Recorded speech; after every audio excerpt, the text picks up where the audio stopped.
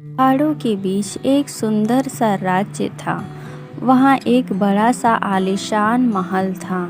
महल के चारों ओर फूलों के बगीचे थे।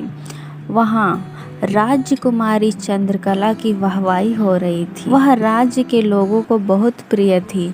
वह चेहरे से बहुत सुंदर तथा दिल से बहुत अच्छी थी। राजकुमारी चंद्रकला आम रानियों में से नहीं थी।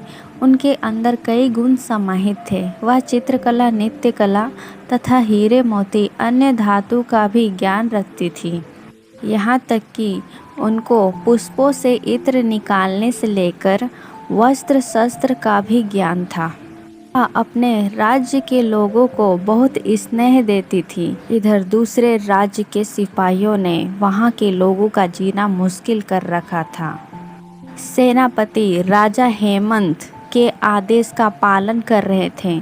हेमंत दूसरे राज्य का राजकुमार था। वह चंद्रकला से विवाह करना चाहता था। वह चंद्रकला के पिता महाराजा को अधिक लाभ देकर उसका दिल जीतना चाहता था ताकि चंद्रकला की विवाह उसी से हो। राज्य के लोग यह बात चंद्रकला को बताना चाह रहे थे, लेकिन हेमंत के सिपाहियों ने किसी भी व्यक्तियों को महल के अंदर जाने से रोक ही रखा था। वह किसी को अंदर नहीं जाने दे रहे थे। राज्य के लोगों ने इस कार्य को पूरा करने के लिए गांव के ही एक व्यक्ति को चुना। ये काम बस वही कर सकता है।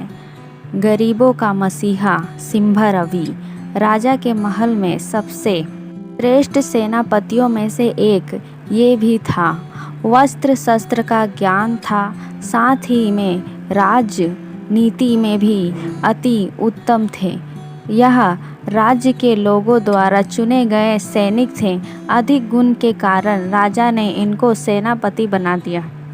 सिंभा रवि राजकुमारी से मिलने उनके कक्ष में जाते हैं। वहाँ राजकुमारी नहीं होती है। एक दासी राजकुमारी को ये बात बताती है उनके कक्ष में कोई है। राजकुमारी बिना कुछ सोचे सिंभा रवि पर तलवार चला देती है। सिंभा रवि जख्मी हालत में ही राज्य के लोगों के साथ अन्याय हो रहा है ये बात बताते हैं। कहते हैं मैं इसी बात के लिए आपको बोलने के लिए आया था आपके कक्ष में।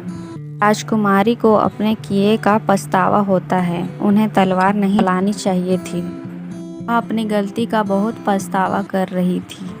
वह तुरंत ये सब सोचना बंद करके उन जख्मों को ठीक करने में लग जाती है। सिंभा रवि चाहे तो तलवार को रोक सकते थे, लेकिन राजकुमारी की सुंदरता देखकर वह मनमोहित हो जाते। सिंभा रवि वहीं जमीन पर गिर जाते हैं। राजकुमारी उनको अपने ही कक्ष में लेकर सुला देती है और उन्हें आराम करने को कहती है।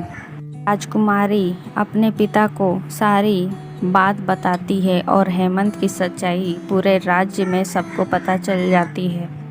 लेकिन दूसरी ओर अब राजकुमारी सिंभा रवि को चाहने लगी थी।